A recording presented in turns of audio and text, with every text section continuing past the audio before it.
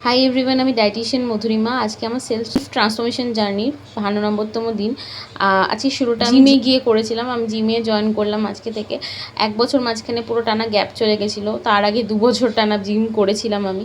তো জিমে গিয়ে আজকে যেহেতু নতুন গেছিলাম, তো ভিডিও রেকর্ড করা হয়নি কোনো। এটা আমার আগের পুরনো এক্সারসাইজের ভিডিও, সেটা তোমাদের সাথে শেয়ার করলাম। আমি রেগুলার ঘুম থেকে উঠে আগে চেষ্টা করি মর্নিংয়ে এক্সারসাইজ করে নেওয়ার, কারণ এক্সারসাইজ আমারকে অনেকটা পজিটিভিটি এনে দেয় লাইফে। আর রেগুলারের যে অ্যাক্টিভিটিসগুলো, ডে টু ডেজ অ্যাক্টিভিটিসগুলো আমি আরও বেটারভাবে পারফর্ম করতে পারি আফটার ডুইং এক্সারসাইজ। তো আমি রেগুলার চেষ্টা করি মর্নিংয়ে ব্যায়াম করে নেওয়ার। হয়েছিল আমি যেহেতু ফার্স্ট ডে গেছি, মানে অনেক দিন বাদে জিমে জয়েন করেছি, আমি সকালে খালি পেটে চলে গেছিলাম, কিছুই খাইনি, শুধু জল খেয়েছিলাম। ফলে কী হচ্ছিলো, আমার একটুখানি কার্ডিও করার পরেই আমার কীরকম নিজেকে দুর্বল লাগছিলো, বারে বারে খিদে পাচ্ছিলো, প্রচণ্ড অতিরিক্ত সোয়েটিং হচ্ছিলো। তো সেটা খুব ন্যাচারাল। তো আমি সবসময় বলবো, যে কোনো ওয়ার্কআউটের আগে, সে যোগা হোক বা যাই হোক, যে কোনো ওয়ার্কআউটের, হেভি ওয়ার্কআউটের আগে অ্যাটলিস্ট 2-3টে খেজুর, একটুখানি ছাতু বা একটু ছোলা বা কয়েকটা বাদাম, কিছু একটা খেয়ে নাও। টোটাল এমটি স্টমাকে মর্নিংয়ে এক্সারসাইজ করতে যেও না। ব্যায়াম করে এসেই আগে আমি 3টে খেজুর খেয়েছি, তারপর আমি ব্রেকফাস্টটা বানিয়েছিলাম। এটা মানে ফ্রোজেন ছোলা আর সয়াবিনের দানা, মানে বেশ অনেক দিন আগেই ভিজিয়ে রাখা হয়েছিল, তারপর মা ভুল করে ওটাকে ডিপ ফ্রিজে ঢুকিয়ে দেয়, আমারও খেয়াল ছিল না। আজকে বার করে দেখলাম ফ্রোজেন হয়ে গেছে।